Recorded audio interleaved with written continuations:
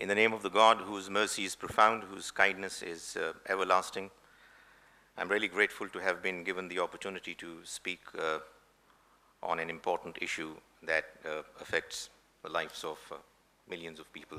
I'm sure I'm going beyond the scope of the rights provided to me as a speaker, but I hope that I am speaking on behalf of at least some of the participants. I personally find it very difficult to speak or to be attentive when some of the participants are regularly engaged in a discussion with each other while speakers are making their presentations.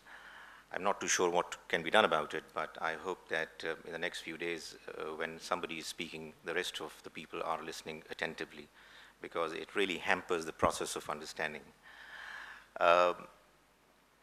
The role of Muslim religious leaders, I have to apologize, I'm restricting the scope of my presentation to the Muslim religious leaders. I hope that it's applicable to others as well. The role of Muslim religious leaders in issues of democracy and governance.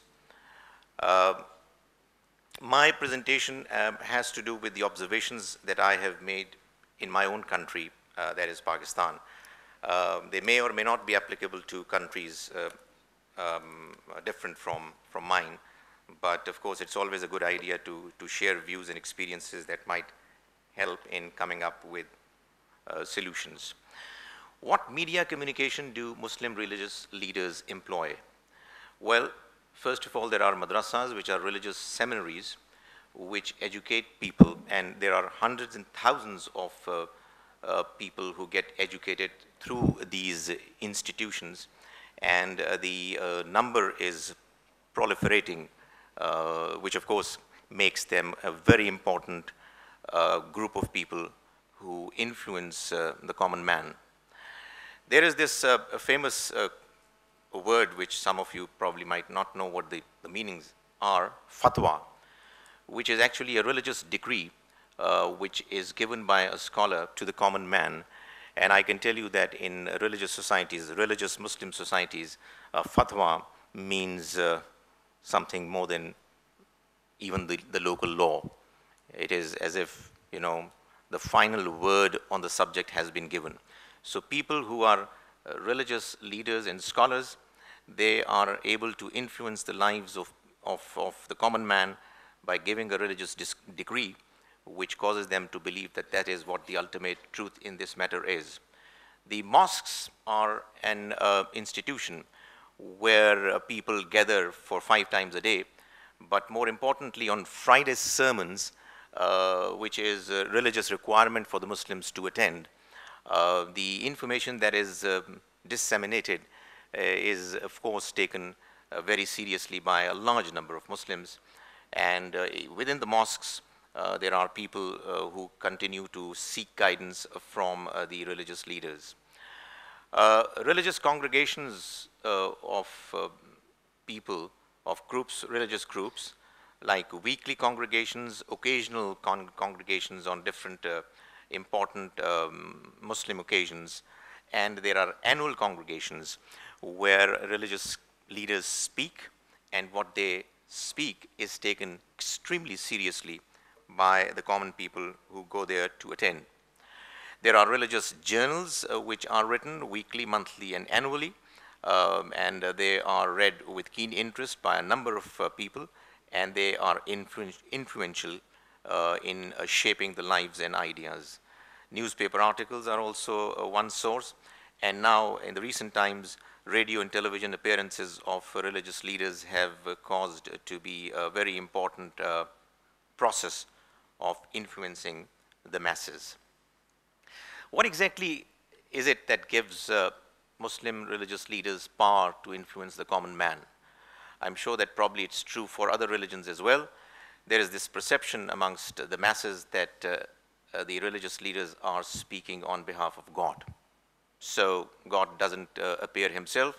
He actually lets individuals who are his representatives to speak on his behalf, and that of course is a constant concept and understanding that makes these people extremely important and influential.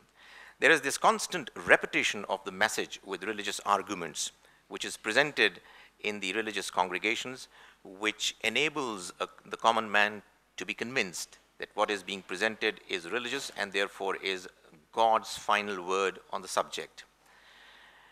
Then there is this idea that once an individual has been accepted as an authority, he has to be followed diligently in all religious matters for all throughout the life of an individual. And this concept enables the religious leader who has been accepted as a leader to be taken seriously in all aspects of one's life, religious or otherwise. And that, of course, in itself is an important reason why there are so many religious people who determine the course of the life which individuals are to follow. The understanding that adopting a different point of view will lead the individual astray from the correct path and will be damned as a consequence. That is, the religious understanding amongst many religious people that once they alter, change their point of view, it is going to be something extremely dangerous for their future, and therefore it is important that whatever has been given to them has to be taken as such, and there are no changes to be accommodated, no questions to be asked, and what has been given has to be followed. Now, how can Muslim religious leaders be encouraged to promote democracy and good governance given this background?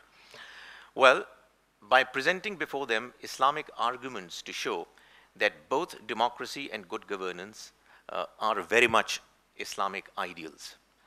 Are there arguments to prove that the claim is correct? Most certainly.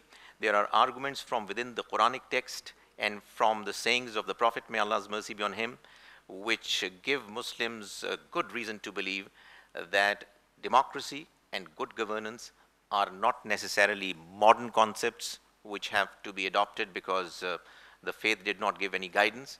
There are ample evidences from within the text to show that the two ideals are very much a part of the understanding given by Islam. Can the Muslim religious leaders be convinced that the two, that is democracy and good governance, are consistent with Islamic ideals? Well, let me say that although it's always a good idea to be optimistic, but it's important that we be cautiously optimistic because the task is uphill. It's not an easy task. There are problems, there are serious impediments which need to be looked at carefully in order for them to be overcome. What other alternative strategies could be there? Well, one strategy is what is being very successfully followed and employed in Bangladesh. I'm glad to know about it, and I'm sure that some of the other countries, that is, the religious scholars and leaders are given to go through courses and programs which cause them to become more aware and more receptive to the ideas of democracy and good governance. But apart from that, there is a need felt for creating alternative leadership, wherein we create institutions which produce scholars who go through a syllabus that enables them to believe that new ideas should always be welcomed, although they should be critically examined, yet they are not unacceptable in Islam, provided that the ideas are looked at from the point of view of the scrutiny and critical examination of the Islamic teachings. And most certainly, educating the common man to become self-sufficient in religious matters is also what can help in ensuring that the fruits of democracy and good governance are spread quite as wide and as to a large number of people as possible.